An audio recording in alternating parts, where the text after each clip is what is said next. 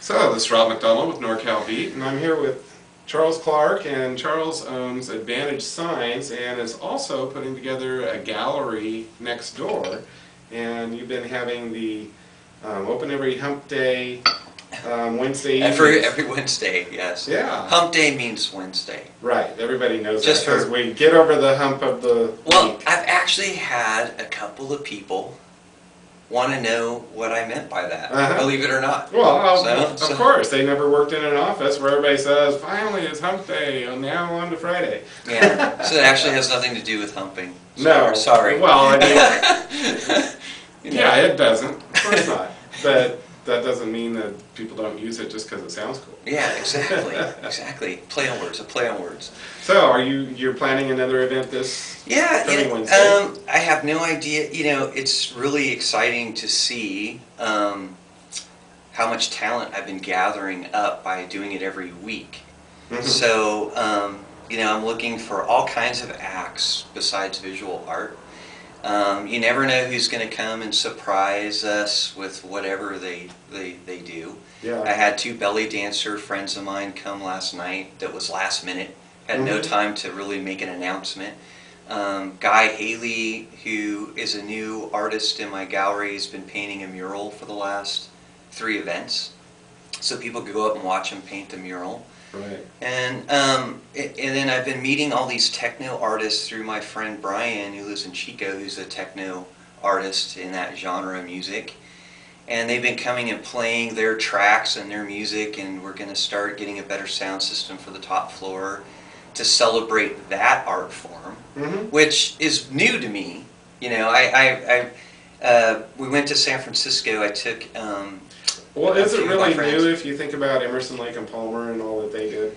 Yeah, you know, I was just really impressed. It's not like what you think. It's not like a rave concert. It's actually a really neat genre. It's an installation. It's an art installation, really. Yeah, and it's using a lot of different sounds to... Yeah, it's like jazz. It's like modern jazz. You know, jazz was about finding sounds. Yeah, when I was looking at Dusty's work last night, Dusty Pumford has a new work that Charles blew up and put on the wall nice and big. Yeah. And really, art itself, there's no change in that there are tools for artists. And just as the paintbrush was for thousands of years, the computer and everything, the digital photography, everything else is just a tool for artists to use. Well, you know, that's the thing.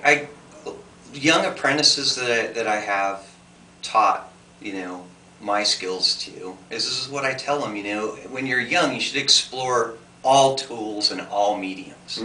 You're basically building a palette of knowledge of what metal or paint or sculpting or wood or photography can do. Yeah. And then as you develop a voice, as you mature of, you know, a subject matter, you can pull from that palette to speak for yourself through your art. And art should come from a point of view. It should be the point of view of the artist, not just something that looks pretty.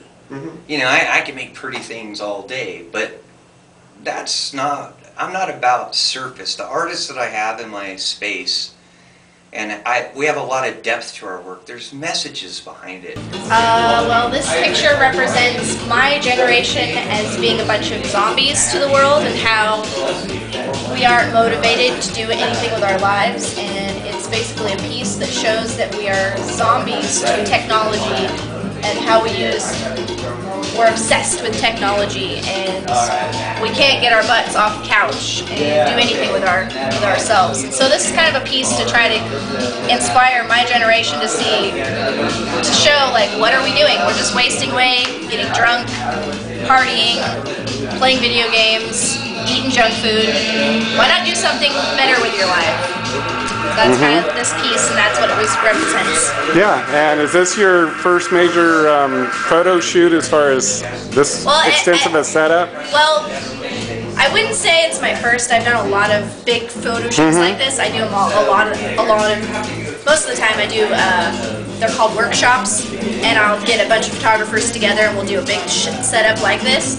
But this one was more of my first real view on something that actually had a true message that I wanted to get out. So yeah, this would be my first real production piece, I should say. There's, you know, things to talk about, and that's, to me, what art really is about. And the same with music. You know, it should tell a story, it should make an attitude, it should make a mood, it should, you know, set the tone, and not just be, I mean, there's nothing wrong with surface art. I mean, I even like surface art that's just, you know, cool to listen to or fun to look at, you know. But that's not what my place is about. You know, we're looking to put in some, you know, people that are trying to push boundaries.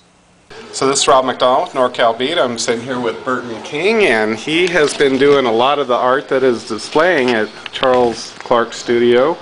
And tell us a little bit about this one, Bert. This is done with National Geographic magazine, and it is titled "One Man's Trash is Another Man's Art." So I turned it into this man's art, and I'm into the kaleidoscope look. And you do all of this with scissors? With scissors, yes. Yeah, okay. Basically just scissors. Well, this is awesome. And I use rubber cement to glue it on, and it's easier that way because I can just rub it off when it's done. That's the same stuff I used to paste up my high school newspaper. Ah, exactly. You know, and not play it safe, you know.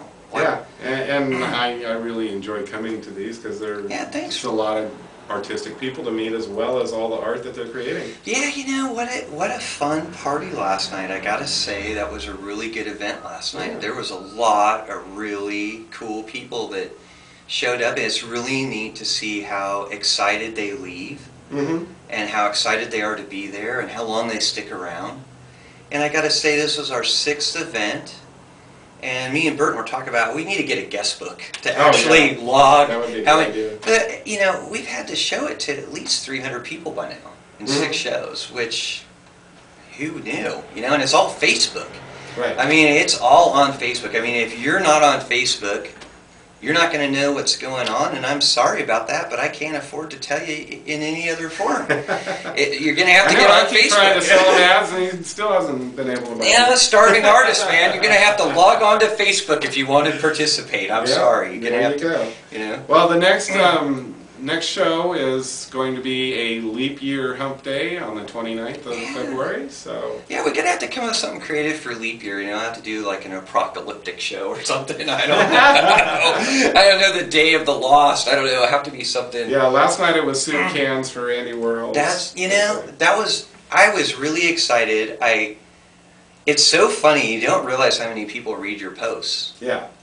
And I wanted to do a tribute to Andy Warhol. He died that day in 1987. And I'm a big Andy Warhol fan for a lot of reasons, but the main reason is how he pushed the boundaries for visual artists. And he made it possible for the first time for a visual artist to be a rock star without a guitar. And anyone that could do that for the art world, in my book, is a hero. Yeah. You know, I mean, there should be a national holiday celebrating him. And I thought, you know, let's have everybody bring a Campbell's soup can, because that was his iconic image that really got him notoriety. And I had everybody photograph all these soup cans. I was shocked at how many brought soup cans. We got like about 20 cans. Yeah. Going to take them down to the mission and donate them to the homeless at the mission. Oh, awesome. And I think, hey man, let's, you know, make it catch on, and every February 22nd, everybody take a can of Campbell's soup to the homeless shelter. Good idea. In Andy Warhol's honor. Sounds good to me. You know. Well, I like the balance. I mean, look at this and that. Oh wow. It's all got a balance. It's all.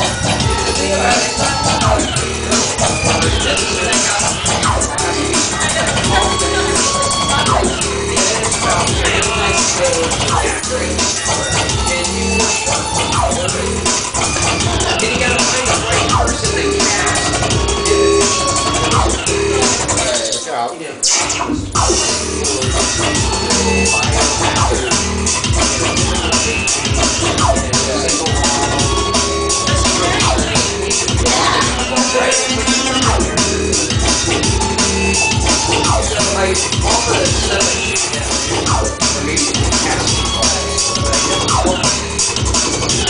I'm gonna make it art.